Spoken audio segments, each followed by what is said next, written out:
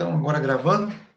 Boa noite a todos. A gente vai dar início a mais uma disciplina, né, do curso de redes de computadores. Essa disciplina é a Comunicação de Dados 2, que, como o próprio nome sugere, ela é continuação da disciplina que vocês viram no semestre passado, que tinha o mesmo nome, né, Comunicação de Dados, só que Comunicação de Dados 1. Na quarta-feira, nós tivemos a nossa primeira aula, onde eu apresentei para vocês como é que é o planejamento da disciplina. Então, eu deixei esse material disponibilizado no Google Sala de Aula, os slides que eu usei naquela aula. Tá? Então, quem por acaso não participou da primeira aula, pode acessar o Google Sala de Aula para poder visualizar esse link. A aula não foi gravada, mas ela foi muito curtinha, e basicamente o que eu fiz foi passar por aqueles slides que estão disponibilizados lá no Google Sala de Aula. Caso tenham dúvidas, né, podem me perguntar, seja no momento síncrono como esse, ou por uma outra forma, né, por e-mail, por mensagem lá do Google Sala de Aula, tá? A gente responde. Então, esse início, eu vou mudar aqui o compartilhamento, que eu quero mostrar uma coisa para vocês. Mudou para vocês aí? Está aparecendo agora o Cisco Networking Academy? Mudou. Sim. Legal.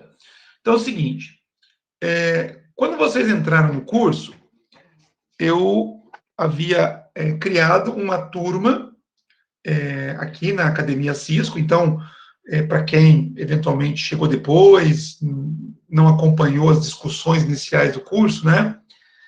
Nós somos um curso de redes de computadores, e nós temos uma parceria com aquela que é considerada uma das maiores empresas aí da área de redes de computadores e telecomunicações do mundo, que é a empresa Cisco, né, Cisco Systems, né? Muitos equipamentos da Cisco são utilizados aí em grandes empresas. E a Cisco, já de longa data, ela criou um projeto, né, chamado Networking Academy, que tem como finalidade exatamente capacitar profissionais, pessoas interessadas, né, em trabalhar na área de redes, oferecendo, então, os materiais que inclusive, servem de base para certificações oferecidas pela própria Cisco. Então, hoje em dia, além de um diploma de uma faculdade, o mercado também considera a certificação como um diferencial para o profissional. Perceba que eu falei a palavra diferencial, não é a coisa mais importante do mundo, né? Assim como também o diploma universitário também não é a coisa mais importante do mundo. Mas o que você tem de bagagem, de conhecimento, é o que realmente vai fazer o seu currículo, né? Mas ambos, tanto o diploma universitário quanto uma certificação oferecida por uma empresa, têm pesos importantes no mercado. Então, essa parceria que a Cisco faz com instituições de ensino regulares, como é o caso do Instituto Federal do Sul de Minas, nos permite oferecer para vocês, alunos do curso, materiais produzidos por aquela que é considerada uma das maiores empresas de redes de telecomunicações do mundo, né? E, além disso, esse material, como eu falei, ele serve de base para estudo para quem pretenda fazer certificação da Cisco. Tá?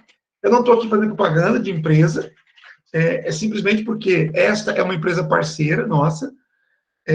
Então, boa parte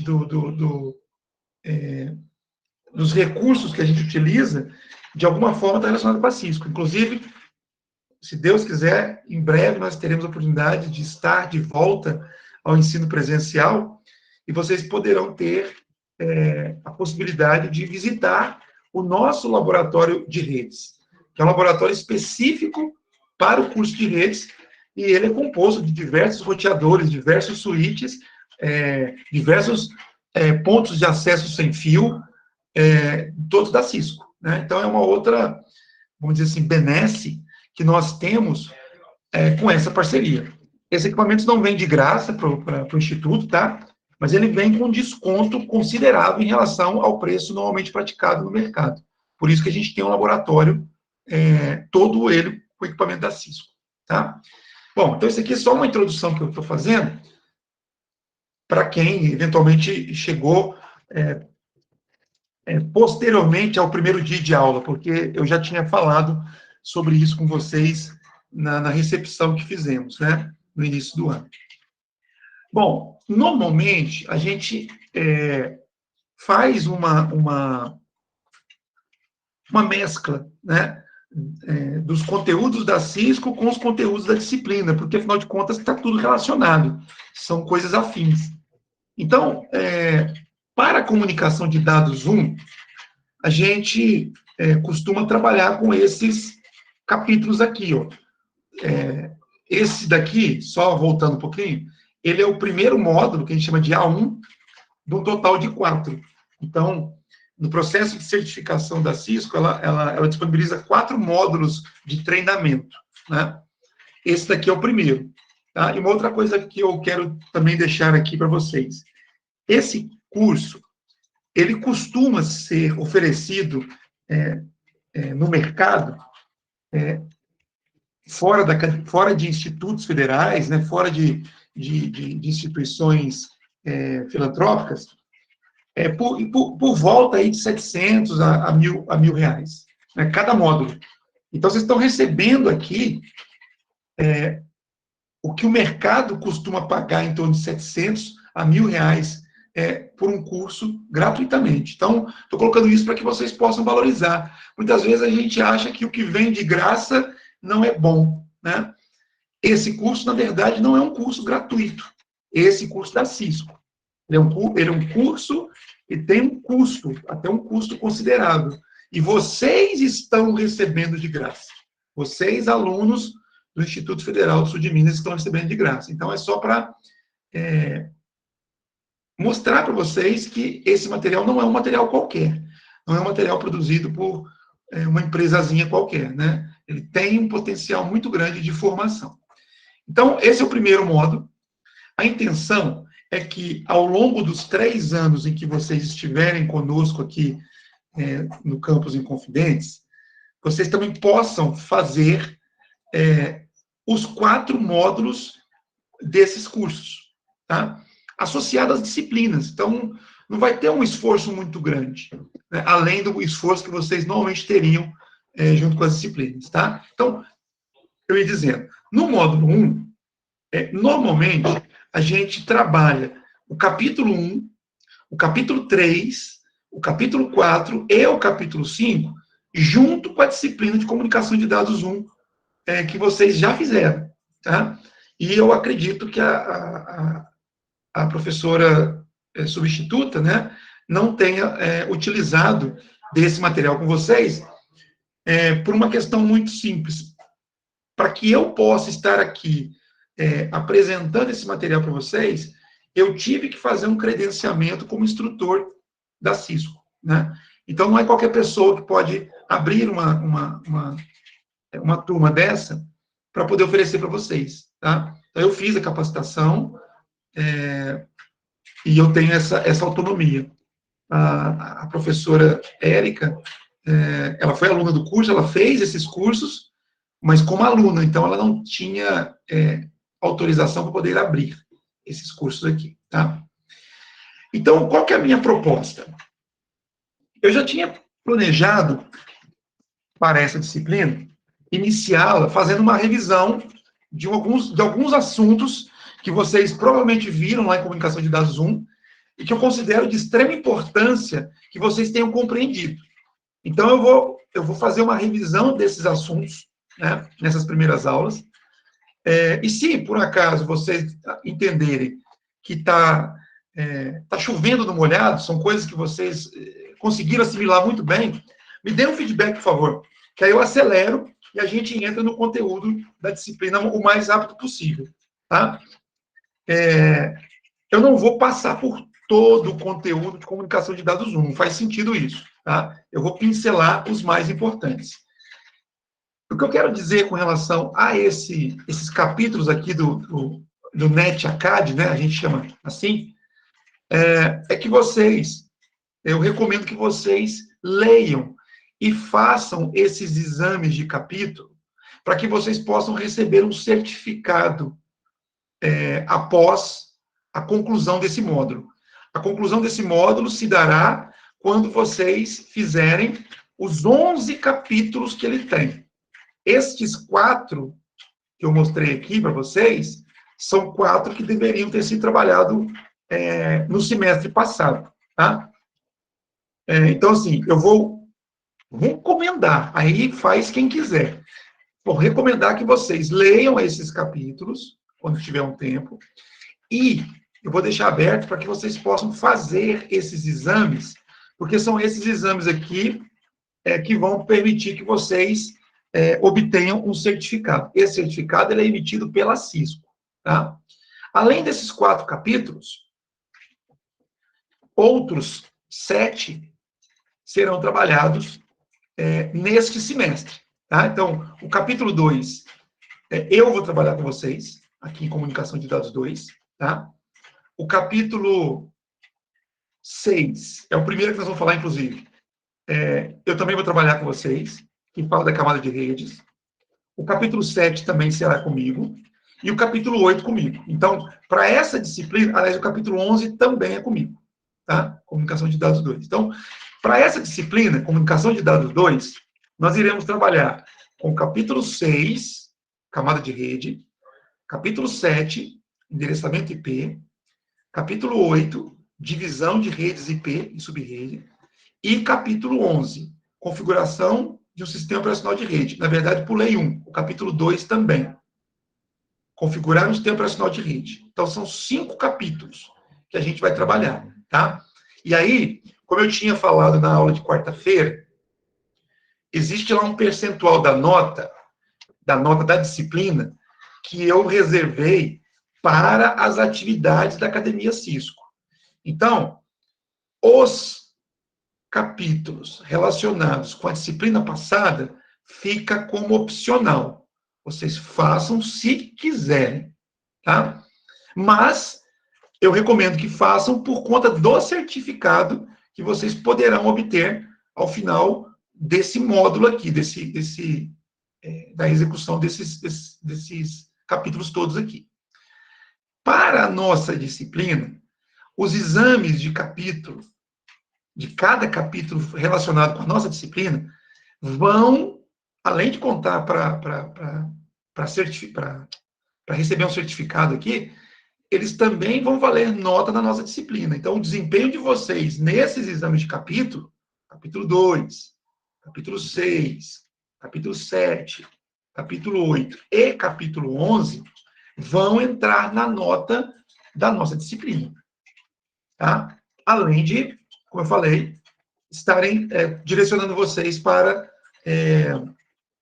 obter o certificado desse módulo aqui, do módulo 1. Tá?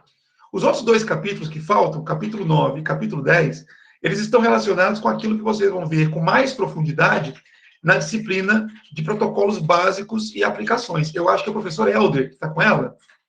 Alguém pode me dizer? Isso, professor. É o professor Helder, né? Aham.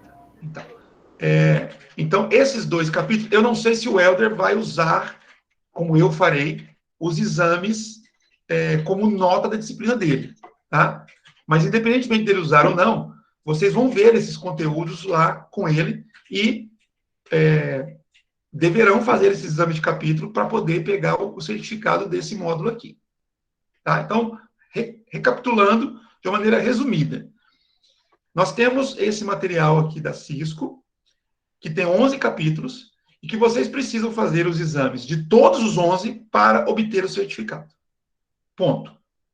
Kleber, eu não quero fazer, não quero mexer com isso. Tudo bem. Os capítulos da disciplina que já terminou, Comunicação de Dados 1, e da disciplina do professor Helder, caso ele não pense como eu, vocês não precisam fazer, não são obrigados a fazer. Tá? Os exames de capítulos relacionados com esta minha disciplina Bom, também vocês não são obrigados a fazer, mas se não fizerem, vocês estarão deixando de pontuar naquela parte da disciplina, do sistema de avaliação, relacionado com atividades da Academia Cisco. Vou até abrir aqui de novo, para que vocês possam saber o que eu estou falando. Vou mudar aqui o compartilhamento. Então, esses slides estão no Google Sala de Aula. Lá no final, está aqui, ó. Como é que vai ser o meu sistema de avaliação? 70% da nota vai ser prova, tá? Vai cair o que nessa prova? Esses conceitos que eu estarei trabalhando na disciplina, que vão estar totalmente alinhados aí com esses capítulos da Academia Cisco. Nós vamos trabalhar um de cada vez, tá? E 20% da nota serão exercícios da Academia Cisco, né? Esses exames de capítulo, são 5, e outros que a gente vai fazer aí ao longo da disciplina, tá? Na verdade, são 5 exames de capítulo, mas tem alguns capítulos que tem os exames práticos. A gente faz no PECT 3, que depois eu vou falar para vocês como é que funciona isso, que também entra na nota da disciplina. Tá bom? Então, só para ficar registrado como é que eu vou trabalhar com vocês. Não precisa se assustar, a gente vai trabalhar devagarinho. Como eu disse, os capítulos de comunicação de dados 1 já foram. Eu recomendo que vocês leiam para poder fixar os conceitos. Não tendo tempo ou não tendo interesse, sem problema. Vamos para o capítulo de comunicação de dados 2 e vamos trabalhar em cima dele as avaliações. Tá? Então, somente aqueles capítulos associados com comunicação de dados 2 é que vai estar valendo ponto para a nossa disciplina. Tá? Alguma dúvida, alguma coisa que não ficou claro para vocês? Com relação a essa logística aqui da disciplina? Acho que não, né?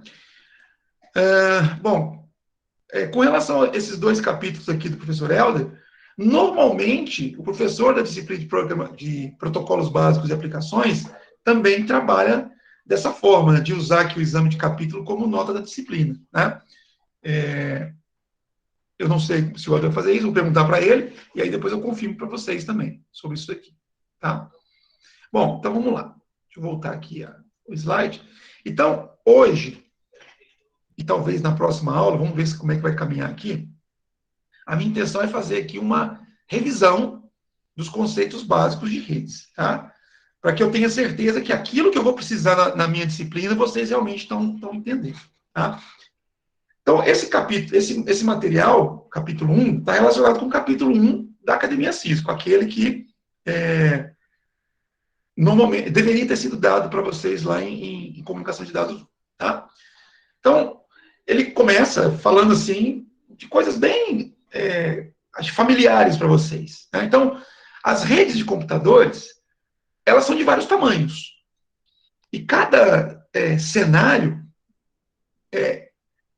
exige um tipo de solução diferente, né? Então, por exemplo, eu estou falando aqui da Cisco. Dificilmente alguém vai comprar um equipamento da Cisco para usar em casa. Por quê? Porque, em geral, esses equipamentos são mais caros do que outros que têm uma vocação doméstica, né? Agora, num data center, né, numa estrutura de rede mais sofisticada, mais robusta, é muito provável que vocês encontrem equipamentos da Cisco, né? Porque, em geral, em grandes redes, a preocupação maior não é tanto com o custo. É claro que o custo sempre vai ser uma preocupação, mas o que se quer normalmente é que a rede funcione, né, o mais continuamente possível, né? 24 horas por dia, 7 dias por semana. Esse é o desejo de qualquer gestor de redes, até mesmo a rede doméstica, né? Mas no caso de um data center, no caso de uma rede corporativa de grande tamanho, essa questão de continuidade, de confiabilidade, né, de segurança, são aspectos assim muito críticos, né, e que, portanto, os gestores não estão dispostos a pagar para ver. Ou seja, eu vou colocar o equipamento baratinho, se der algum problema, depois a gente vê o que a gente faz. Né? Normalmente tem muito dinheiro em jogo para poder deixar dessa forma. Então, grandes empresas como Cisco, como Microtik, Juniper, Huawei, né, são usados, entre outras, tá? São usados em cenários como esse, tá? Então, considerando o tamanho, né, nós temos as redes domésticas, que a gente tem na nossa casa, né, que conectam aí alguns computadores entre si e desses computadores com a internet. A gente tem redes de pequenos escritórios, né, e às vezes, né, dentro da residência mesmo, a gente tem aí uma estrutura de rede um pouquinho maior, depende do que se quer fazer, né? Hoje em dia nós temos as casas inteligentes, né, com muitos sensores, com aqueles equipamentos, eu esqueci agora como é que classifica o equipamento, mas o tipo Alexa, né, tipo o assistente da Google lá, e integrado à rede para poder nos auxiliar. Então, essas redes acabam tendo um tamanho, assim, típico de um pequeno escritório, muitas das vezes, né? Essas casas inteligentes. Então, nessa home office, né, nós temos, assim, uma quantidade de dispositivos um pouco maior, né, que eventualmente vai exigir um pouco mais de largura de banda, um pouco mais de alguns equipamentos, às vezes, com mais possibilidade de conexão, coisas do tipo. Temos algumas redes de médias a grandes, né, que tem aí entre centenas ou milhares de computadores conectados, tá? E temos a rede mundial de computadores, né, como a internet. Mas poderíamos ter uma rede mundial de uma empresa, por exemplo, multinacional, que tem, né, sedes, né, em vários países diferentes, e essas sedes, às vezes, se conectando por uma rede privada, né, não passando pela internet, em alguns casos, por questão de segurança. Isso é uma possibilidade. Tá? Então, isso daqui é uma coisa que eu acho que todo mundo tem essa percepção, né, que as redes variam de tamanho. E o que eu quero deixar para vocês aqui é o seguinte: cada projeto de redes, vocês estão entrando num curso, né, que se espera que daqui 2 anos e meio vocês saiam como profissionais dessa área e vão projetar redes de computadores. E um projeto de redes, ele tem que levar em consideração o tamanho. Né? Eu não vou querer colocar um elefante dentro de um Fusca, porque não vai caber. Né? Eu preciso adequar o equipamento certo para o cenário de rede apropriado.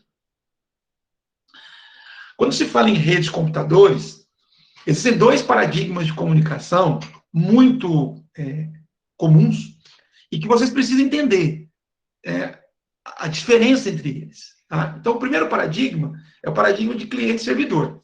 Né? Nesse paradigma, nós temos alguns dispositivos que têm a função exclusiva de servir, né? De oferecer alguma coisa para a rede, e nós temos aqueles dispositivos que não oferecem nada para a rede, né? Apenas consomem os serviços oferecidos por terceiros.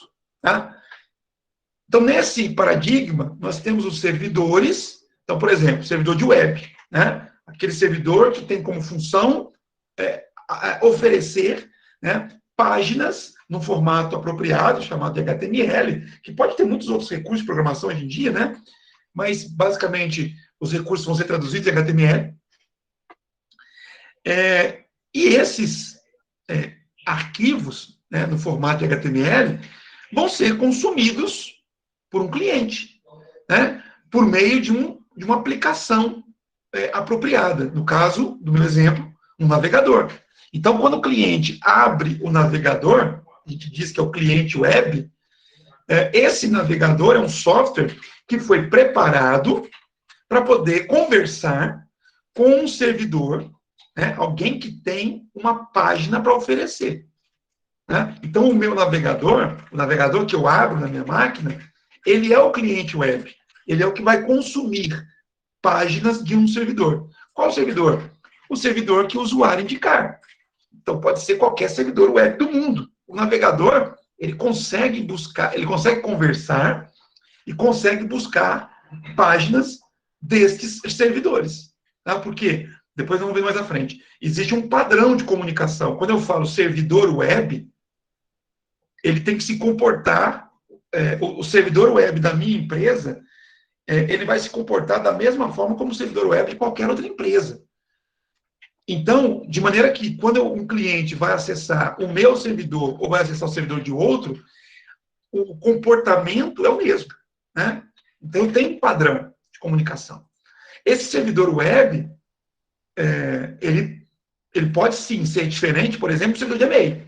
É um outro serviço, é uma outra forma de interagir.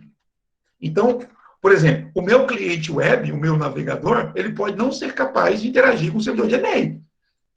Hoje em dia, os chamados navegadores, eles são muito mais do que cliente web. Né? Ele é cliente com um monte de coisa. Mas se eu pegasse, na essência da palavra, o cliente web que só quer página HTML, ele não vai se comunicar com o servidor de e-mail. Ele não tem essa capacidade. Eu precisaria de um cliente de e-mail, um software específico para se comunicar com o servidor de e-mail. A mesma coisa vale, por exemplo, o servidor de arquivo. Né?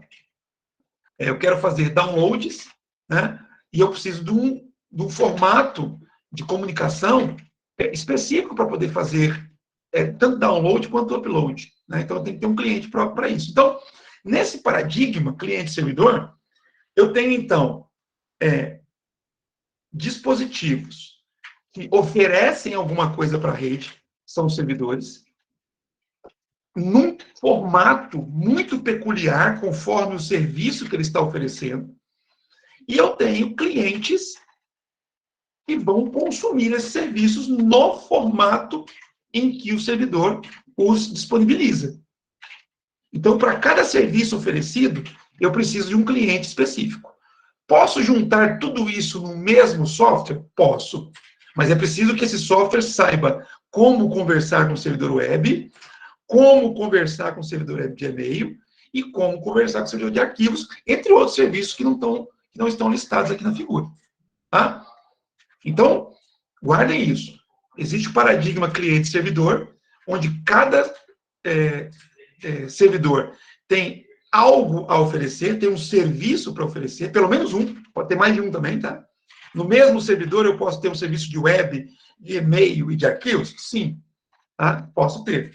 Mas cada parte do software desse servidor vai cuidar de um aspecto específico aqui do processo de comunicação, tá? E da mesma forma, do outro lado, eu tenho clientes que vão se dirigir especificamente a um tipo de serviço, que pode estar tudo no mesmo software também, tá? Mas aí o software vai ter que saber como lidar com a comunicação do servidor de arquivos, como lidar com a comunicação do servidor web e como lidar com a comunicação de um servidor de e-mail. Bem, pessoal, se vocês tiverem alguma dúvida, é só levantar a mão aqui no Google Meet, tá? Que eu passo a palavra para vocês, tá bom?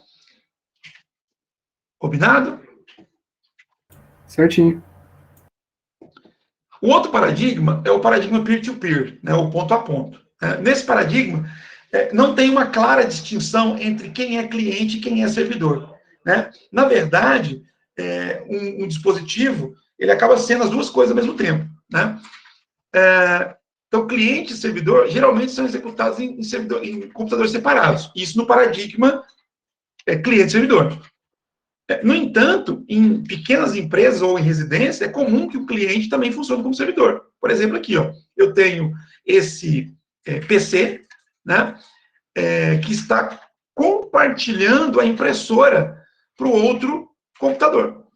Então, essa impressora aqui, eu suponho que ela esteja conectada diretamente a esse PC, né, pela topologia, pelo desenho. Então, de uma forma restrita, de uma forma física, o único computador que consegue conversar com essa impressora é esse daqui, tá? Porém, ele pode compartilhar esse tipo de serviço com outros computadores, via rede, né? Esse cabo aqui pode ser um cabo USB, né? Ou algum outro tipo de cabo específico para comunicação entre computador e impressora, tá? E pela rede de computadores, pela rede de dados, esse outro computador poderia, então, solicitar desse computador aqui da esquerda o serviço de impressão. né? Então, ele compartilharia o serviço de impressão. Toda vez que um dispositivo tem algo a oferecer para a rede, pode ser o serviço de impressão, ele se torna um servidor. Tá? Então, pensando na impressão, esse daqui seria o servidor de impressão, e esse daqui seria o cliente de impressão, porque ele não tem uma impressora conectada a ele. Ele teria que usar deste outro computador para chegar na impressora. Por outro lado, esse computador da direita, ele poderia compartilhar arquivos, e ser um servidor de arquivos. Coisa que esse outro daqui não teria capacidade. Então, ele poderia, esse daqui da esquerda, ele poderia querer usar os arquivos que estão armazenados aqui neste outro computador.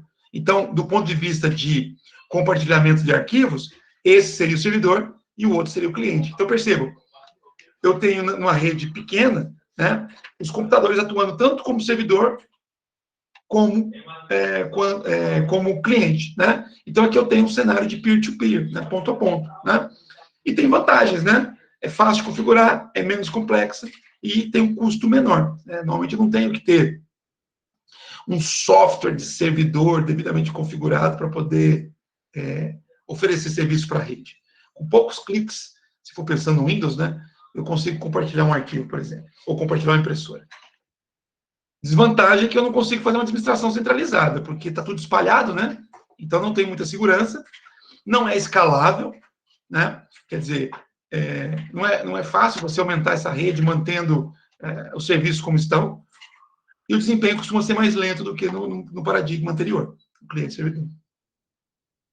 Bom, então, esses dois pontos são importantes, dois paradigmas, que a gente vai ver situações para frente aí, que se assemelham com um ou com o outro. Tá? Bom, outro ponto importante, a classificação das redes em relação à sua abrangência. Bom, nós temos numa rede de computadores, né, de dispositivos com finalidades diferentes. Tá? Os grandes autores de livros de redes de computadores, eles costumam dizer isso que está escrito aqui, ó. O que é uma rede? Né? Uma rede, um cenário, né, ele pode ser chamado de redes a partir do momento que eu tenho dois computadores ligados de alguma forma. Pode ser por um único cabo, ou poderia ser até por a rede sem fio, né, usando o Wi-Fi Direct, por exemplo. Né? Eu teria já uma rede de computadores, eu até brinco, né? É uma ridícula, é uma rede muito pequenininha, tá? Mas a partir do momento que você tem dois computadores, dois dispositivos que tenham capacidade de processamento, capacidade de armazenamento, se comunicando, trocando informações entre si, eu tenho uma rede de computadores, tá? Mas ela pode ser, do outro extremo, né? Tão complexa quanto uma coleção de redes que abrange o mundo todo, o caso da internet. Imagina o que é, né, fazer um dispositivo que está aqui, né, aqui na minha casa, se comunicar com outro dispositivo que está lá no Japão. Né? Tem muita coisa no meio do caminho, né, e muita coisa que pode dar errado. Então, para que isso funcione bem, né, as peças, as engrenagens têm que funcionar, não vou falar perfeitamente, mas tem que funcionar muito, de uma maneira muito refinada, né? Muito ajustada, para não ter grandes problemas. E nós temos problemas, vocês sabem disso, né? Nem sempre a internet está aí disponível para a gente. Então, qualquer que seja a infraestrutura de rede, pequena ou grande, ela contém 3 categorias, né, de componentes, que são os dispositivos, né? O dispositivo pode ser um computador, pode ser um smartphone, pode ser um switch, pode ser um telefone IP, pode ser um roteador, né? Então, tem dispositivos. Eu tenho meio físico. Então, o meio físico pode ser um cabo par trançado, né, que é esse, normalmente, azulzinho. Pode ser um cabo coaxial, aquele que é usado normalmente em antenas parabólicas, né? Não o mesmo cabo para redes, mas um cabo com característica semelhante, pode ser usado para rede. Né? A internet, em alguns casos, ela é oferecida no mesmo cabo da TV a cabo, que é um cabo coaxial. Né? E também pode ser o ar, né? Como meio físico, né? Não tem um meio guiado. Além também da fibra ótica, é óbvio, né? Que talvez seja o meio físico mais rápido disponível nos dias de hoje. E serviços, né? Então, eu tenho dispositivos, meios físicos para conectar esses dispositivos e serviços que são oferecidos por alguns desses dispositivos, porque não seria nada útil eu pegar um monte de equipamento, fazer um monte de ligação entre eles e nenhum dos equipamentos tem algo a oferecer. Imagina o que seria conectar a internet se eu não tivesse nada, não tivesse Google, não tivesse Netflix, não tivesse sites espalhados pelo mundo, né? Para que eu iria me conectar? Né? Eu preciso de serviços. Então, isso faz parte de uma infraestrutura de rede, né? Além da parte física, provavelmente dita. Na categoria de dispositivos, nós temos dois tipos que é importante que vocês entendam. Dispositivos finais, tá? Então, o dispositivo final, de uma definição bem precisa, é isso aqui, ó. É onde uma mensagem se origina ou onde ela termina. Ela é recebida, tá? Então, esse rapaz está sentado aqui. Ele está gerando uma mensagem. Então, isso aqui é um dispositivo final. A mensagem saiu dessa máquina, passou por esse cabo, chegou nesse elemento e foi direcionada para esse outro computador. Esse outro computador é um dispositivo final. Ele recebeu a mensagem. Agora, este daqui não é um dispositivo final, porque a mensagem só passou por ele. Não foi gerada e nem recebida.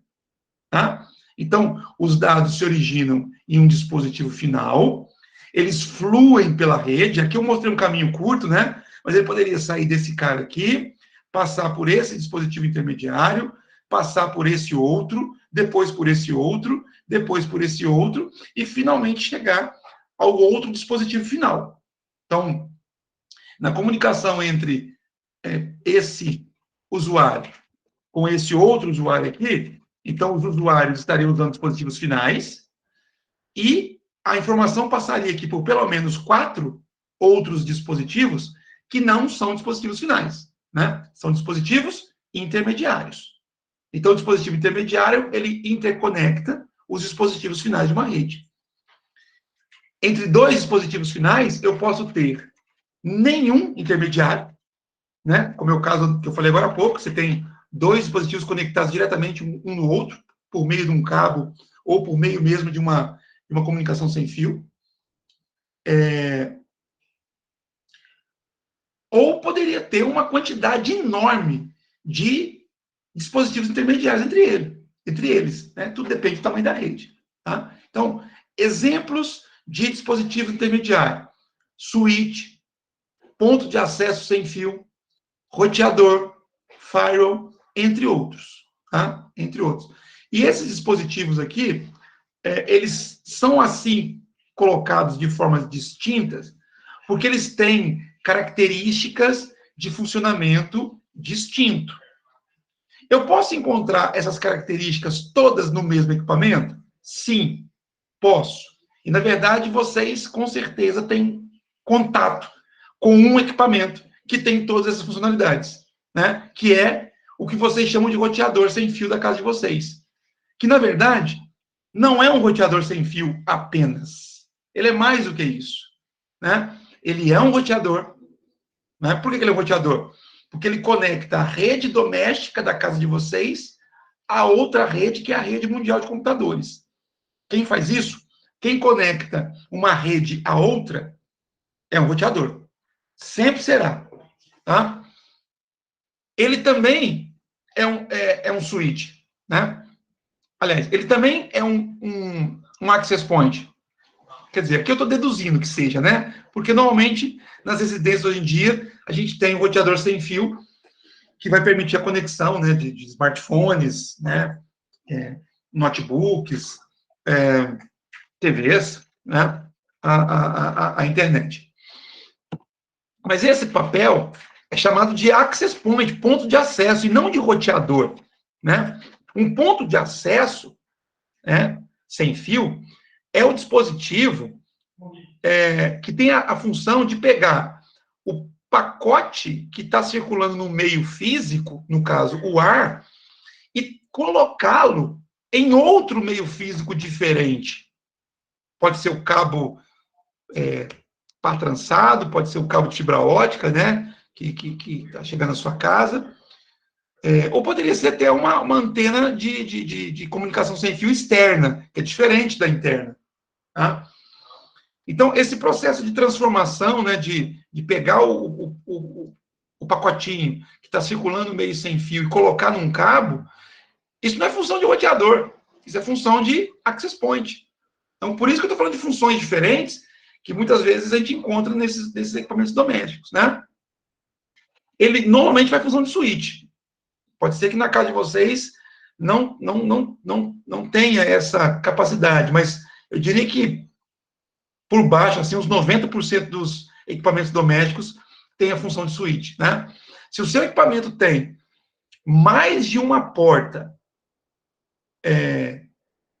com aquele conectorzinho RJ45, normalmente tem uma porta para você conectar na internet e tem 4 outras portas, né, de conexão interna, ele é um switch, né? Ele é um switch. O que significa isso? Significa que se você conectar os cabos nessas portas e a outra ponta em computadores, esses computadores vão se comunicar sem necessidade de internet, né? Porque é uma comunicação local, claro que devidamente configurado. Então, ele faz papel de switch. E firewall, né? Poderia estar fazendo papel de firewall se dentro do equipamento tiver lá possibilidade de configurar regras de filtragem. Então, ele se tornou um firewall. Tá? Então, e esses dispositivos podem ser encontrados, aliás, essas funções, elas podem ser encontradas em dispositivos diferentes. Então, eu posso ter um roteador que faça só roteamento. Ele não é ponto de acesso sem fio, ele não é switch nem firewall. Eu posso ter um switch que faz papel só de switch. Ele não é roteador, não é ponto de acesso sem fio nem firewall. Eu posso ter um dispositivo que é só firewall. Ele não faz roteamento, ele não faz papel de switch nem de ponto de acesso sem fio. Tá? Eu posso ter um roteador sem fio que faz papel só de roteador e de ponto de acesso sem fio. Ele não é switch nem firewall. Enfim, eu posso ter diversas combinações, mas basicamente são essas 4 características que a gente encontra em dispositivos de rede intermediários. Tá?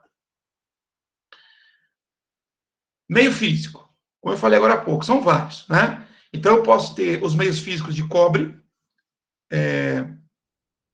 cabos par trançado, são os mais comuns atualmente, mas eu poderia ter cabo coaxial. Eu posso ter os meios físicos ópticos, né, baseado em fibra óptica. Né? Então, vamos lá. No caso do cobre, né, o que se propaga nesse meio físico é um sinal elétrico, com características próprias para a comunicação de redes, em redes, mas é energia elétrica.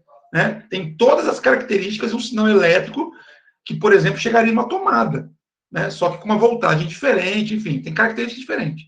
Tá? Numa fibra óptica, né, o que é transmitido é um sinal impulso de luz. Então, é luz que viaja dentro do cabo. Tá? E por ser luz, isso acontece numa velocidade extremamente elevada. Né? A luz, no vácuo, ela se propaga a 300 mil quilômetros por segundo. Então, no caso de uma fibra ótica, não chega a esse tanto, mas a gente considera que é próximo disso. Então, a velocidade de propagação dentro da fibra óptica, ela é muito grande. Por isso que a gente tem taxas altíssimas, né, de transmissão baseadas em fibra óptica. E temos também, como mídia, né, as redes sem fio, que tem vários tipos também. A gente usa muito o padrão Wi-Fi nas nossas residências, mas existem outros padrões de comunicação sem fio. Tá? O satélite, por exemplo, é um deles.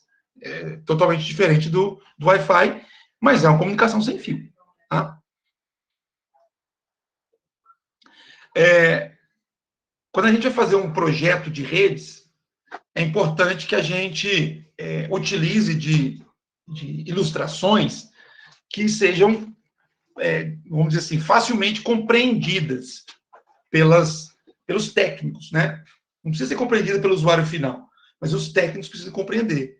Então, eu tenho aqui algumas representações para dispositivo final, né? Computador doméstico, computador desktop, telefone IP, laptop, né? Tablet, impressora, dispositivo de telepresença, os intermediários, né? Roteador sem fio, switch, roteador com fio, só com fio, dispositivo de firewall, switch multicamada. Switch multicamada é que faz o papel tanto de switch quanto de roteador. Tá? Chama-se multicamada porque o papel de switch ele é executado na camada 2 do modelo OSI, que eu vou falar para vocês também nesse processo de revisão, e a camada 3, né, que é típica de roteadores. Então, quando a gente fala switch multicamada, eu estou dizendo que ele atua tanto camada 2, então ele faz papel de switch, quanto camada 3, então ele faz papel de roteador. Tá? E os meios de rede, né? Então as representações. Então tem aqui, normalmente quando eu tenho um cabo preto sólido, eu falo, isso se refere a meios de comunicação de rede local. Quando eu tenho uma ilustração de um cabo vermelho, né, parecendo um raio, isso normalmente representa uma conexão remota. E quando eu tenho o símbolo de ondas, né, eu represento aqui o meio sem fio. Então, os diagramas de rede, muitas vezes, são chamados de diagramas de topologia. Depois de já ver isso daqui tudo junto. Eles usam símbolos para representar, então, esses dispositivos. E, além das representações desses símbolos, é importante entender que eu tenho, né, placas de rede, eu tenho porta física, eu tenho interface. Então, esses dispositivos têm elementos, digamos, menores dentro deles, que são usados para poder conectá-los à rede. E, muitas vezes, num diagrama de topologia, a gente tem que representar isso. Então, eu conectei esse desktop nesse switch. Em qual porta do switch? Um switch normalmente tem dezenas de portas. Então, eu tenho que identificar isso para que o técnico, né, o responsável técnico, consiga olhar para aquele diagrama e, sem precisar ir ao dispositivo, ele entender como é que foi feita a conexão, em que porta que foi feita a conexão, em que equipamento foi feita a conexão. Ele precisa ter essa visão olhando para um diagrama. Então, o diagrama, basicamente, são dois tipos. O diagrama de topologia física e o diagrama de topologia lógica. Tá? O diagrama de topologia física, ele mostra como que os equipamentos estão interligados. Então, aqui eu tenho, por exemplo, 3 servidores. Esses 3 servidores estão ligados a esse switch, que é chamado switch 1. Esse switch 1 está ligado a um roteador. Né? Esse roteador, por sua vez, ele se liga a outros 4 switches. Está aqui a maneira como está ligado. Esse notebook está ligado ao switch 3. Esse daqui é o switch 4 e assim por diante. Tá? E além dessas ligações, né, que formam a topologia, eu também tenho informações de em que local que esses equipamentos estão, local físico. Né? Então, se você pensar num grande data center, né, que tem vários servidores, vários roteadores, vários switches, né? Então, é importante para o profissional que está gerenciando aquilo tudo, saber que, por exemplo, esse servidor aqui, que é o meu servidor web, ele está... Opa, mudei sem querer. Ele está, por exemplo, né, na rack 2, lá do data center, na prateleira 1. Né? Pensa no data center como se fosse mal comparando aqui, como se fosse um mercado.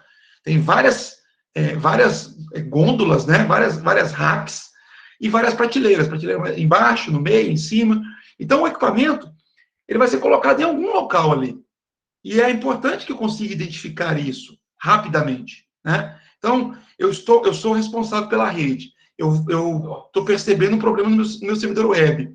Estou tentando acessá-lo remotamente e não consigo. Então, eu vou ter que ir lá onde ele está para poder saber o que está acontecendo. É uma rede enorme, é uma rede que tem centenas de servidores, centenas de suítes. Então, eu preciso ir especificamente onde está aquele servidor que está com problema. Então, a topologia física vai me auxiliar nisso. Tá? Eu vou olhar, então, o desenho de topologia e vou saber que esse servidor, o que eu preciso trabalhar, ele está, olha aqui, ó, ele está no prédio X, na sala 2158, na rack 2, prateleira 1. Tá? Então, eu tenho, é um mapa da rede mesmo, aqui. Tá? É o mapa da rede. E eu tenho a topologia lógica. A topologia lógica, ela vai mostrar os equipamentos ligados da mesma forma, tá? Mas, ao invés de falar em que prateleira, em que rack, em que sala, ele vai me dizer o seguinte, olha, qual interface está sendo usada para conectar esse equipamento no switch, né? E esse switch está usando qual interface para o roteador? Qual é a rede IP que eu estou usando nessa parte aqui da minha estrutura? E do outro lado, qual a rede IP? Então, isso é topologia lógica. Porque na hora que eu vou fazer algum tipo de configuração ou teste de comunicação, eu preciso saber dessas informações.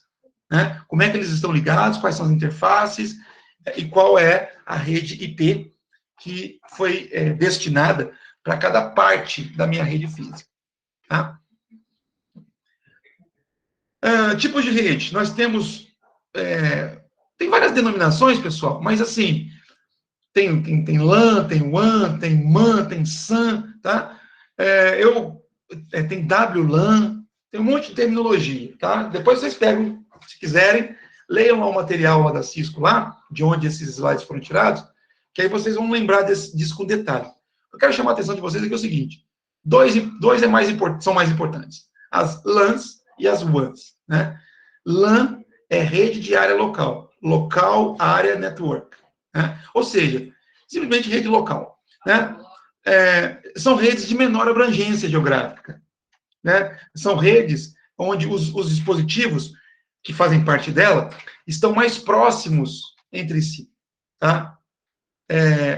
O limite de abrangência não é muito bem definido, tá? Mas normalmente as máquinas estão mais próximas entre si do que no outro tipo de rede, que é a rede de longa distância, né? Ou WAN, né? Wide Area Network, rede de área ampla, né? Tá aqui, ó, Wide Area Network. Tá? Então, as redes WAN, elas abrangem uma grande área geográfica, podendo ser, inclusive, o mundo inteiro, tá? Então, o administrador da rede, quando ele tem que gerenciar uma rede de proporção WAN, obviamente ele tem muito mais trabalho, ele tem muito mais preocupações e, eventualmente, muito mais dificuldade para poder gerenciar isso, né? Porque, imagina, o cara está aqui na matriz e deu problema, né, numa máquina, numa filial que está a 200 quilômetros de distância. Ele vai ter que arrumar um jeito de resolver esse problema sem ir lá, né? A não ser que seja uma falha de hardware, né? E aí não tem jeito, tem que ter alguém lá para poder fazer esse serviço. Então é importante vocês terem essa distinção entre LAN e WAN muito clara, porque na hora que nós vamos falar dos assuntos da nossa disciplina, algumas técnicas são próprias para LAN, outras técnicas são próprias para WAN. E aí, se vocês não sabem o que é isso, vocês ficam perdidos, tá? Então, uma rede de área local, uma LAN, ela abrange uma área geográfica pequena, eu já falei, por exemplo, uma residência, uma escola, um prédio, né? Um campus seria, assim, um conjunto de prédios próximos, bem próximos uns dos outros, tá? Essa rede, ela é geralmente administrada por uma única pessoa, ou uma única empresa, e ela fornece largura de banda de alta velocidade para os dispositivos finais. Por quê? Como a distância é curta entre o dispositivo final e outro, é mais fácil você criar equipamentos que transmitam numa velocidade maior, sem que haja perda, né? A chamada atenuação, né? Por conta da distância. Porque essa distância, ela vai acontecer, na verdade, né? Tem uma certa atenuação, tem uma certa perda. Mas como a distância é curta, essa perda não é tão grande, tá? Eu quero só tentar fazer uma analogia aqui. Tenta imaginar aí que nós estivéssemos, né, agora na mesma sala de aula física, né? Então, um ambiente ali, e eu conversando com vocês. Né? Mesmo sem microfone, que é o que está acontecendo aqui por conta do ensino remoto, né? Vocês me escutariam. E acredito eu que me escutariam com relativa facilidade, né? Até pelo tom de voz que meu costuma ser bem alto. Mas se vocês, por exemplo, saem da sala e vão, sei lá, ao banheiro, ou vão em algum outro local da escola, vocês ainda poderão continuar me ouvindo, mas o volume do som que vai chegando para vocês fica cada vez mais baixo conforme vocês vão se distanciando da sala de aula. Exatamente porque acontece a atenuação. Qualquer sinal produzido por qualquer fonte, pode ser a boca de uma pessoa, pode ser um alto-falante, pode ser, né, um computador, qualquer sinal produzido, ele vai se propagar também por qualquer meio, pode ser o ar, pode ser a fibra ótica, pode ser um cabo patrançado, e ele vai perdendo força conforme ele vai se propagando. E ele vai perdendo força até que ele não tenha nenhuma energia mais. Ou seja, o sinal some. Né? Então, se eu desligar o meu computador aqui e continuar falando, vocês não vão me escutar, apesar de eu estar falando. Por quê? Porque a distância física entre nós, nesse momento, ela é tão grande que a minha voz não consegue chegar até vocês. A atenuação, né, que vai acontecer entre a minha fala, né, a voz produzida pela minha fala, e o local onde vocês estão, ela é grande o bastante para eliminar esse ruído. Tá? Então, em redes locais, onde a distância entre os dispositivos são menores, nós temos uma velocidade de comunicação maior, exatamente porque a atenuação ela é menor. Existem outros fatores, tá? Existem outros fatores, mas eu acho que explicando dessa forma fica mais fácil você visualizar. Né? Pensa que você tem aqui um computador falando. Então, se o receptor está mais próximo dele, isso consegue chegar num nível, numa qualidade, né, melhor do que se, por exemplo, o destinatário tivesse a quilômetros de distância. Né? Então, essa qualidade aqui, nós estamos falando de velocidade.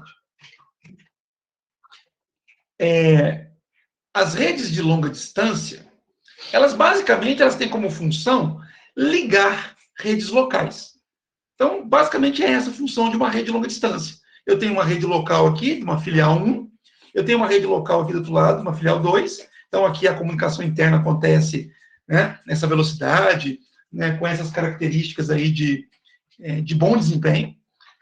E quando eu preciso que uma máquina daqui, da filial 1, se comunique com a máquina da filial 2, que podem estar também a quilômetros de distância, eu precisaria de usar uma tecnologia de rede de longa distância. Tá? Então, elas interconectam as redes locais em grandes áreas geográficas, como cidades, estados ou até mesmo países. Elas são geralmente administradas por vários prestadores de serviço, ou seja, a rede remota, né, em geral, não tem um responsável apenas.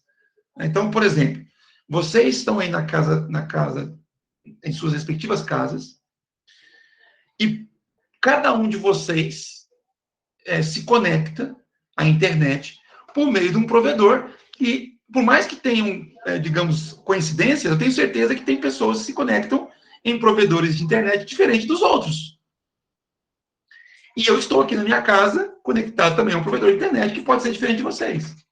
Então, para a comunicação sair daqui da minha casa, que é uma rede local, e chegar até a casa de vocês, que seriam outras redes locais, então ela sai daqui, ela passa pelo meu provedor, o meu provedor, com certeza, ele se conecta a algum outro prestador de serviço, um backbone, né? Que pode ser o mesmo backbone do provedor de vocês, ou não.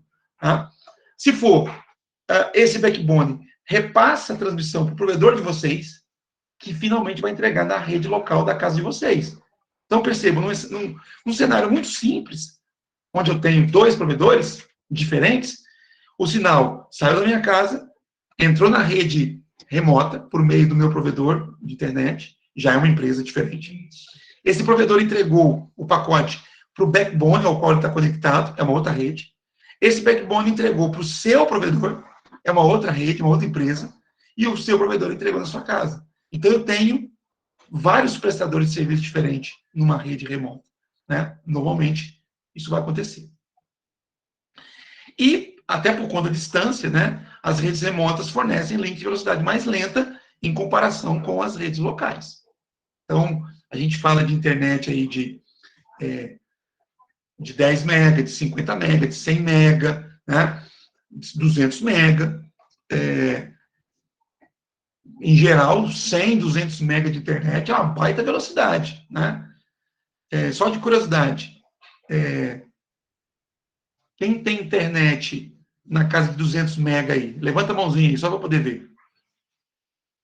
Internet de 200 mega para cima. O link de internet. Ninguém? Eu também não. Quem tem, nem sabe quanto é isso. Ah, não Pois é. compensa, tem que ser muito investimento. Pois é. Então, quem tem internet aí a partir de 100 mega? Alguém tem? Opa, apareceu aí, o Thales. A partir de 100 mega, né? Quem tem a partir de 50 mega? Em casa, tô falando em casa. Aí quem respondeu de 100 não responde não, tá, tá? 50 a 100 mega.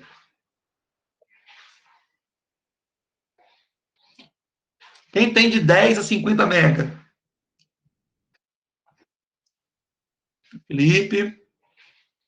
Aí já o Ellison. Aí tem bastante, né? Olha só que legal. Então, e quem tem abaixo de 10? Quem tem abaixo de 10? Thomas, Renan. Então, assim, para vocês perceberem. Então, assim, nós estamos falando assim, olha, velocidade. Obrigado, gente, pela interação. Eu estou falando velocidade de 10 mega, estou falando velocidade de 50 mega, 100 mega, né? Aí 200 mega, até o Felipe comentou, né? Não compensa o investimento com uma casa, né? Quando a gente pensa em rede local,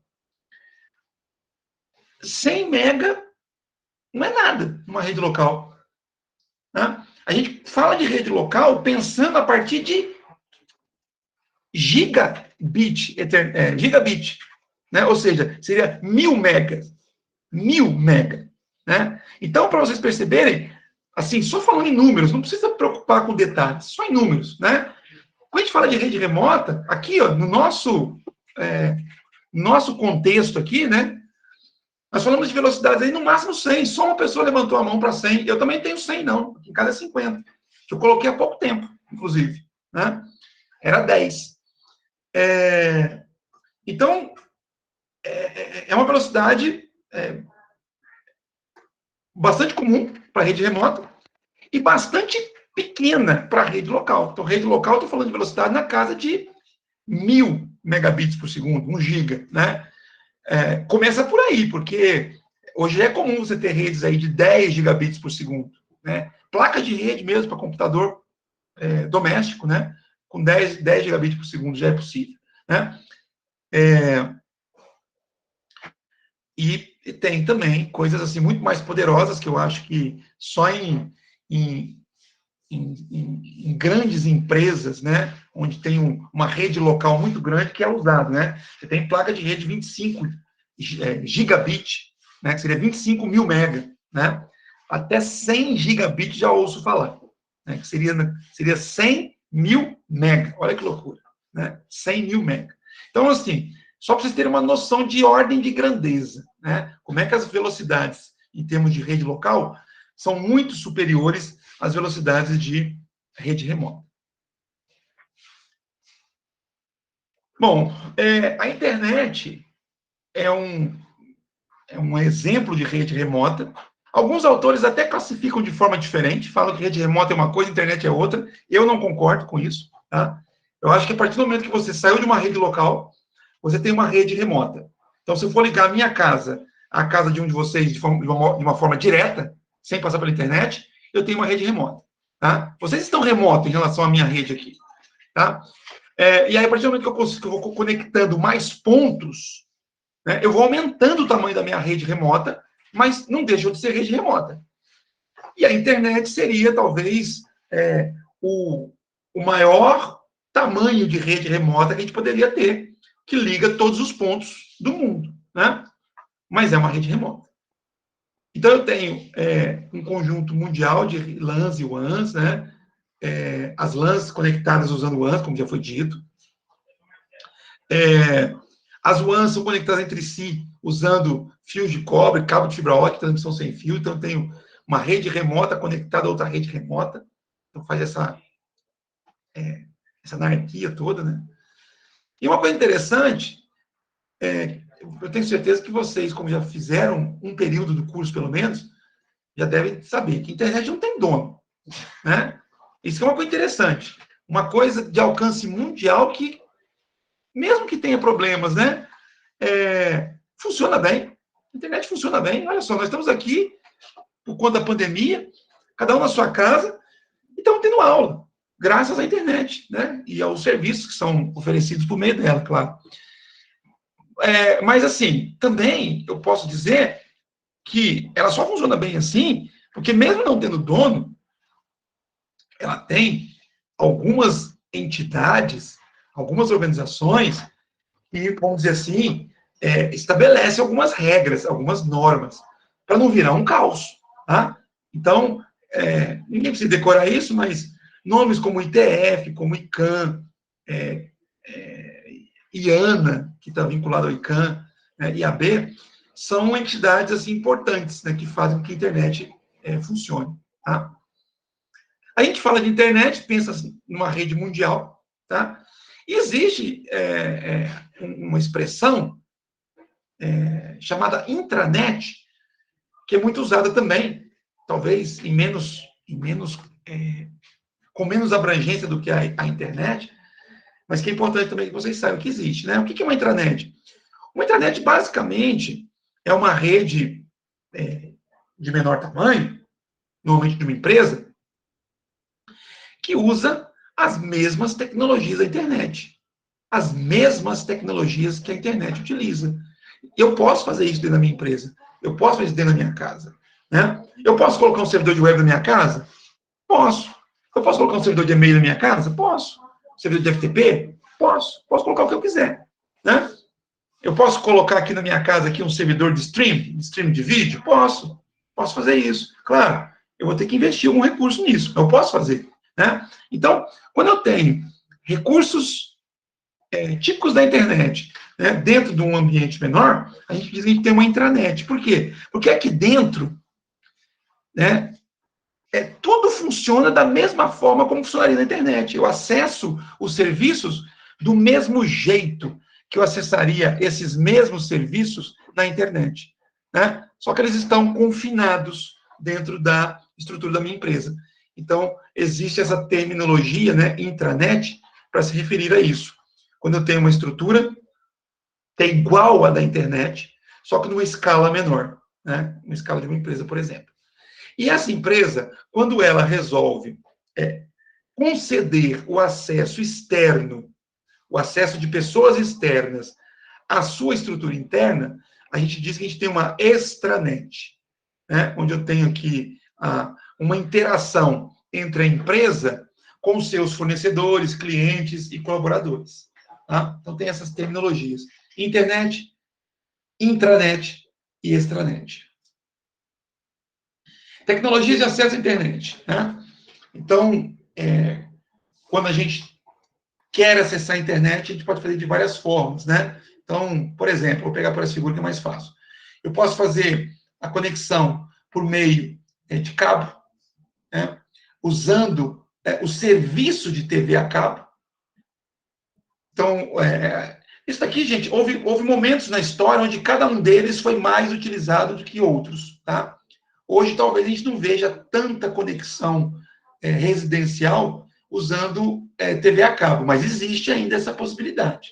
Existe esse tipo de forma de conexão, tá? Onde eu uso o sinal, o cabo, né, do provedor de TV, que traz o sinal de TV para casa, e ali no cabo é feito um processo, né, que a gente chama de multiplexação, que eu consigo transmitir o sinal da internet por ele também.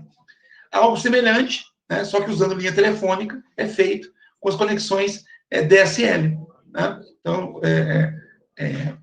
por meio de um modem um equipamento especial, eu consigo conectar a minha linha telefônica, né, a linha telefônica fixa, a uma rede doméstica, e esse equipamento que faz a conexão com a internet, ele consegue distinguir o que seria uma chamada telefônica normal, convencional, de uma transmissão de pacotes, né, para a internet. Eu posso usar a rede celular, isso todo mundo acho que sabe e faz, né? Eu pego o meu dispositivo móvel e eu me conecto a uma rede, a internet, por meio da estrutura celular, né? Por meio do telefone celular.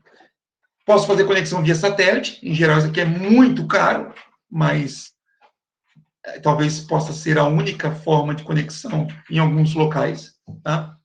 Então, no caso do satélite, uma base terrestre precisa ter uma antena que tem uma potência de transmissão adequada, por quê? Porque o sinal vai ser literalmente enviado para o espaço, né? Então, ele é enviado para o espaço, e ele, então, é recebido pelo satélite e refletido, né, para uma outra estação terrestre, né, que também vai ter uma antena semelhante à primeira, que vai fazer a recepção. E antigamente, bem mais antigamente, né, utilizava-se a conexão de escada, chamada conexão dial-up. Nesse caso, eu usava a linha telefônica, telefonia fixa, mas quando a internet estava sendo acessada, eu não conseguia usar o telefone convencional, né, porque a linha ficava ocupada. Então, o sistema ele conseguia usar a linha telefônica para transmitir pacotes, porém, ele estava fazendo uso da linha telefônica, mantinha a linha telefônica ocupada, não permitindo, então, que chamadas telefônicas fossem feitas naquele momento. Eu posso ter também uma linha de comunicação de dados alugada e dedicada, tá? Então, existe a possibilidade de isso normalmente é a empresa que faz, né? Então, se você quer ter, por exemplo, você é o administrador da rede. Então, você quer fazer a ligação de um prédio, de uma empresa, a outro prédio, que pode estar na mesma cidade ou não importa a distância. E você não quer usar a internet. Por algum motivo, você não quer usar a internet, né? Às vezes, por segurança. Então, você pode contratar uma linha de comunicação de dados que vai ser dedicada à sua conexão. É como se fosse você pegando um cabo, por exemplo, de rede local, né, um cabo trançado, e esticando o cabo pela cidade e ligando um prédio no outro. Não façam isso, tá, gente? É só uma analogia, tá? Isso é feito por empresas especializadas, mas é análogo a você fazer isso. Você conectar um cabo direto de um prédio no outro. Então, nesse caso, você não estaria usando a internet, estaria usando uma conexão dedicada. Tá? Em alguns casos, por uma questão de segurança, as empresas usam isso. Tá? Só que tem um custo considerável para usar essas linhas alugadas aqui. Tá? Tem a chamada One Ethernet, ou Metro Ethernet também, tá? Que a rede, o padrão Ethernet, vou até perguntar aqui para vocês. Vocês estudaram o padrão Ethernet no semestre passado? Padrão Ethernet?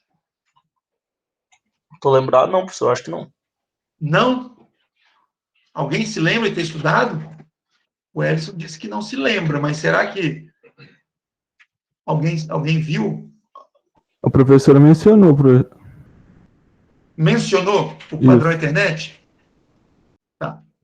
Bom, vamos lá então. Porque é o seguinte, o padrão Ethernet, que é citado aqui, ele é típico de rede local. Tá? A gente vai falar um pouquinho dele então. Não era minha intenção abordar o Ethernet, mas eu vou falar um pouquinho dele. Não hoje, tá? Em outra aula. Mas vamos lá. O padrão Ethernet, ele é um padrão típico de rede local, de LAN. E muito consagrado. Tá? Então, assim, tanto é que existiam vários padrões de comunicação de rede local que foram perdendo espaço e hoje, vamos dizer assim, que praticamente o padrão Ethernet reina quase absoluto. Né? Ele só compete com Wi-Fi. mas é porque também são meios físicos diferentes, né? Então, eles coexistem, né? Ethernet e Wi-Fi em redes locais. E esse padrão Metro Ethernet é uma extensão, é uma adaptação do padrão Ethernet para trabalhar como rede remota. Então, quando vocês virem WAN Ethernet ou Metro Ethernet, são sinônimos, tá? E é o mesmo padrão Ethernet que a gente usa para a rede local, só que adaptado para a rede remota. Tem também o SDSL ou o ADSL, também é uma outra alternativa, que pode ser usada aqui para conexão remota. E o satélite, que eu já tinha falado no outro aqui atrás, não sei o que repetiu. Tá? Vamos aqui falando do simulador, depois eu falo sobre ele.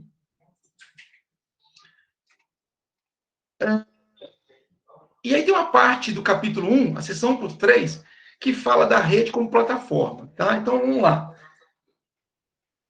Antigamente, nós tínhamos a rede de computadores. E isso não é tão antigo, não, tá? A gente tinha pensa numa empresa. Né? Pensa numa empresa.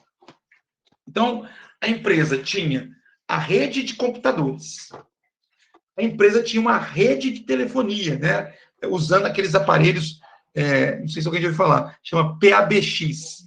Então, você tinha dentro da empresa, né? Vou colocar no chat aqui, ó, os chamados PABX, que eram equipamentos aí para telefonia.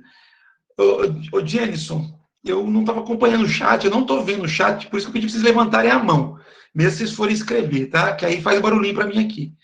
Você escreveu que a sua dúvida antes do curso era essa. Eu não sei o que você está se referindo, Jenison. Você quer falar para a gente? Ah, não, é que o senhor tinha falado que não tinha um dono a internet, era tudo Tá. interligado. Tá jóia. Beleza. Quando você quiser falar, mesmo que você não queira, quando você quiser se expressar, mesmo que você não queira expressar verbalmente, levanta a mãozinha, que aí faz barulho para mim aqui, eu pego e olho lá no Google Meet, tá? Porque eu estou olhando para uma tela que está sobrepondo o Google Meet.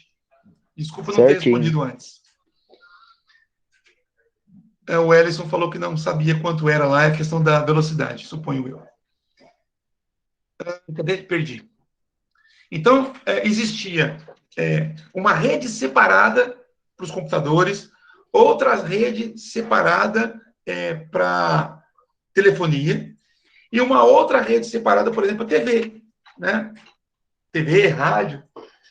Então, as redes tradicionais, elas obrigavam, né, por exemplo, o cliente, né, que seria uma empresa, a ter equipamentos distintos para cada tipo de comunicação, né? Pacotes, voz, né? Telefones, imagem, né? TVs.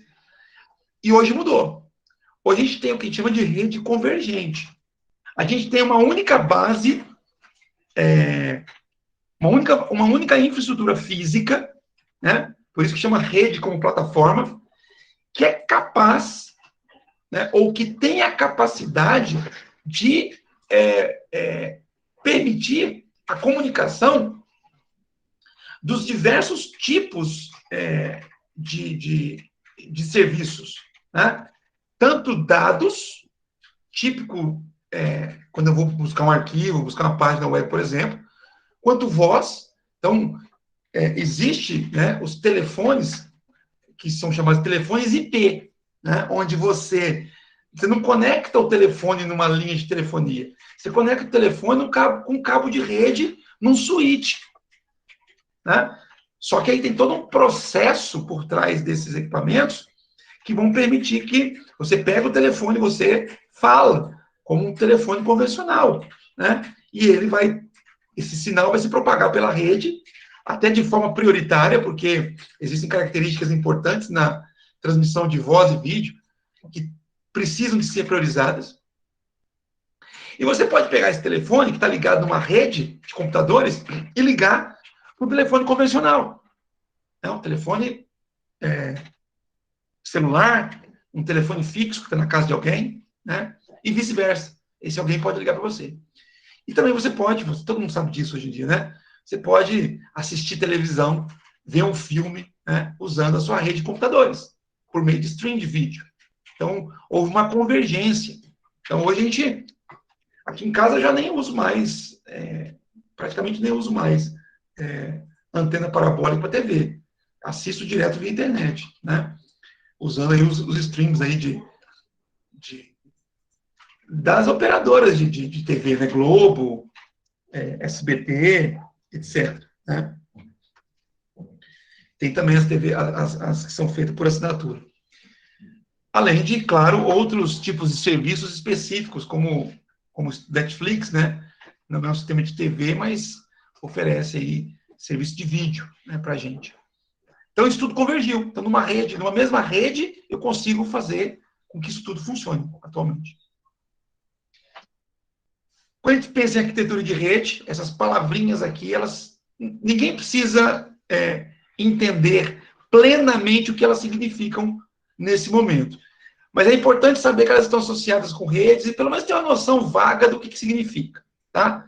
Então, quando a gente fala de arquitetura de redes confiáveis, eu preciso que o meu projeto de rede ele tenha tolerância a falhas. Né? O que é tolerância a falhas? Partindo do princípio que eu não consigo evitar a falha, então eu preciso de implementar mecanismos que vão fazer com que a minha rede continue funcionando, mesmo que alguma falha esteja acontecendo.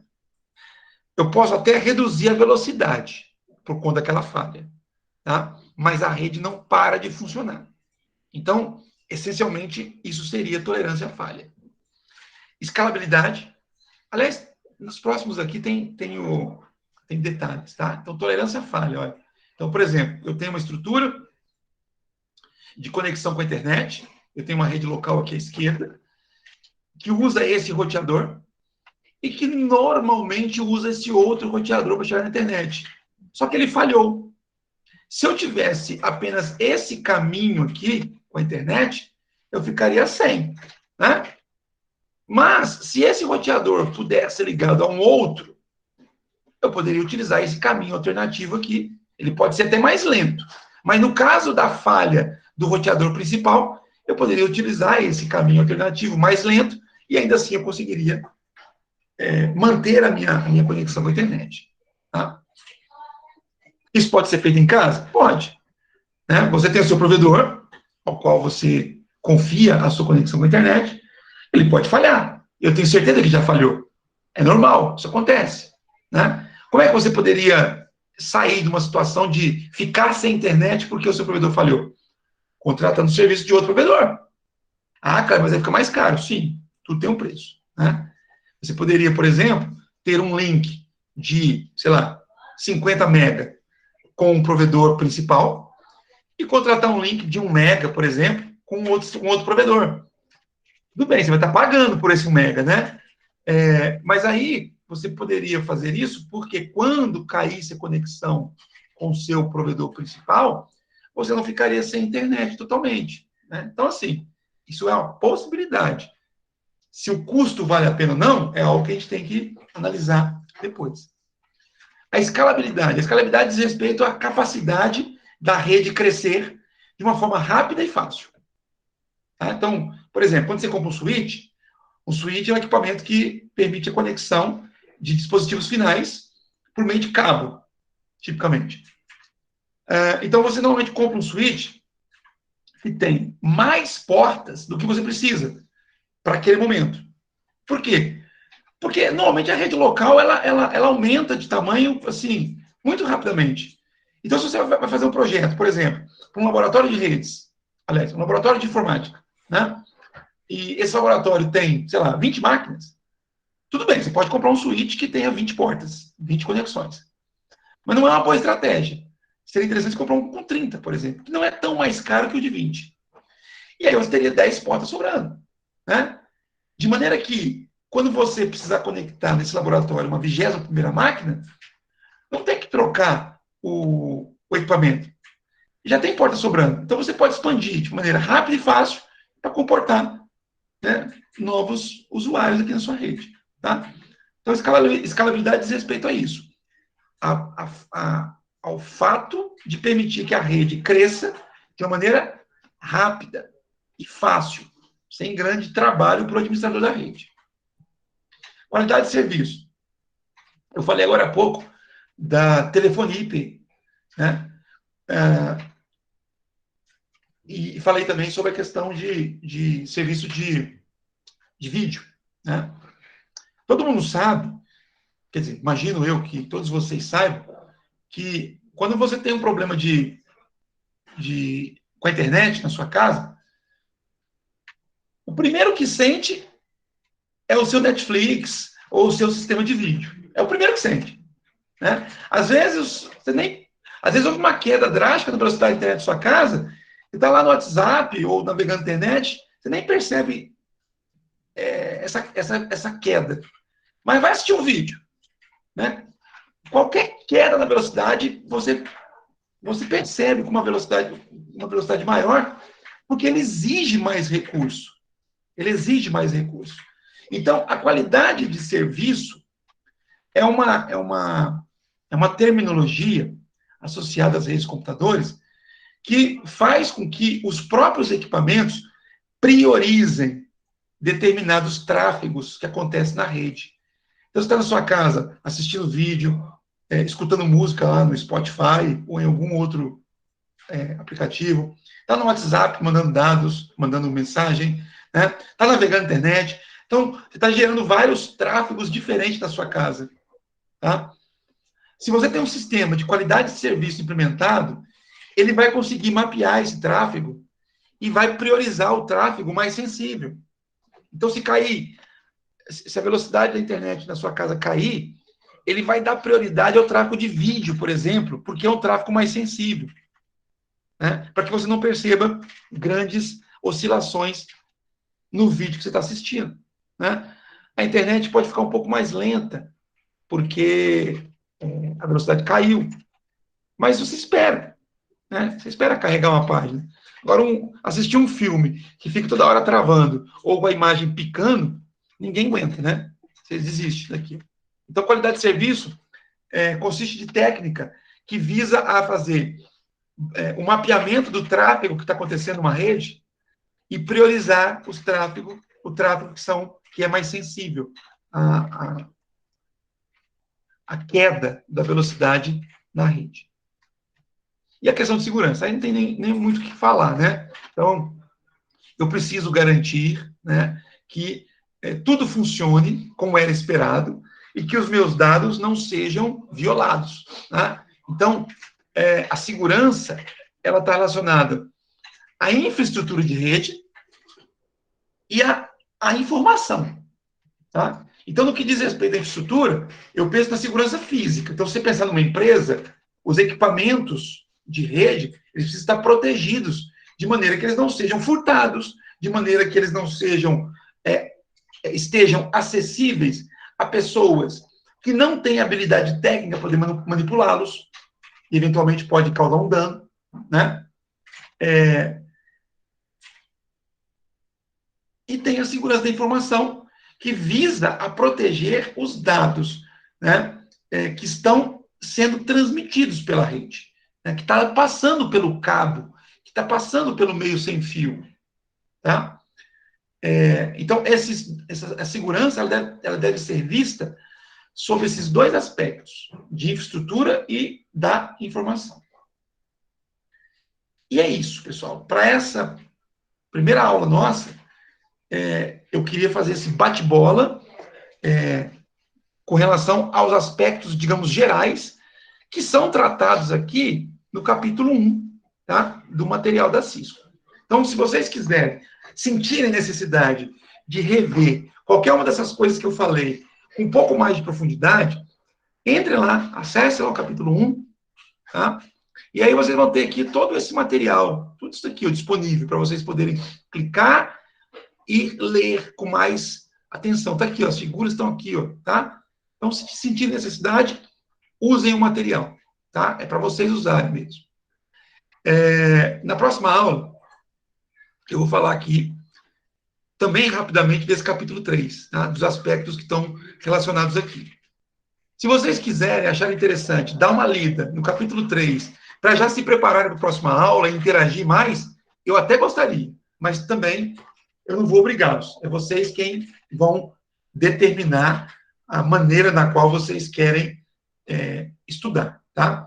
Então, por enquanto, nós estamos falando de revisão, vocês estão livres aí de poder ler ou não esses capítulos ali. Bom, lá no Google Sala de Aula, eu já tinha dito isso também quarta-feira, eu coloquei aqui na seção de aquecimento, warm-up, videoaulas, que também falam de fundamentos de redes. Essas videoaulas foram criadas por mim, tá? Para um curso técnico que eu leciono ainda, né? Mas os fundamentos são os mesmos. Então, se vocês quiserem, por meio de vídeo, podem assistir essas videoaulas aqui, que eu tenho certeza que elas vão ajudar vocês aí nessa compreensão ou nessa fixação desses conceitos básicos, tá bom? Alguém que está aqui na sala virtual, nesse momento, não está registrado na Academia CISO? Professor, eu fui entrar ontem por aquele e-mail que a Cisco envia quando faz o cadastro, né? De Certo. ativação.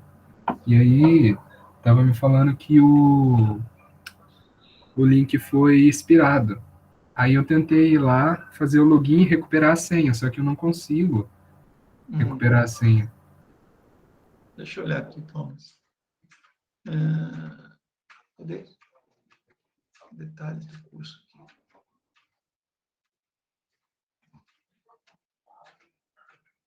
É Thomas Gabriel, você? Né? Isso. Eu acho que eu consigo reenviar o convite. Aqui, reenviar convite. Beleza. Acho que foi. Ah, não. Confirmando. Deve gerar um novo link, então, e você tenta por esse novo link, tá bom? Fechou. Alguém mais que tem problema de acesso ou não está cadastrado, porque entrou depois no curso? Professor, eu não estou cadastrado. Tá. Eu vou anotar seu nome aqui, Túlio. Que aí o cadastro, esse processo de cadastro aqui vai demorar um pouquinho. Eu cadastro você depois, tá bom? Aí, de hoje não, né? De segunda-feira até a próxima aula, você deve receber um e-mail da Cisco, tá? Para você terminar de preencher um formulário lá. Se você não receber até quarta-feira, aliás, se você não receber, na quarta-feira você me avisa, tá? E a gente tenta ver o que aconteceu, tá bom? Certinho, professor, obrigado. De nada. Mais alguém além do Túlio que não está cadastrado?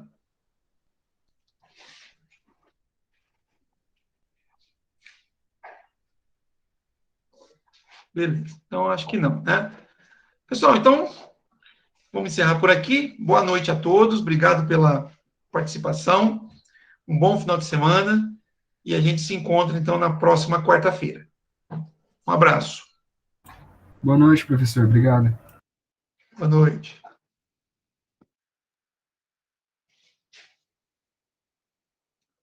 Boa noite, professor. Até a próxima aula.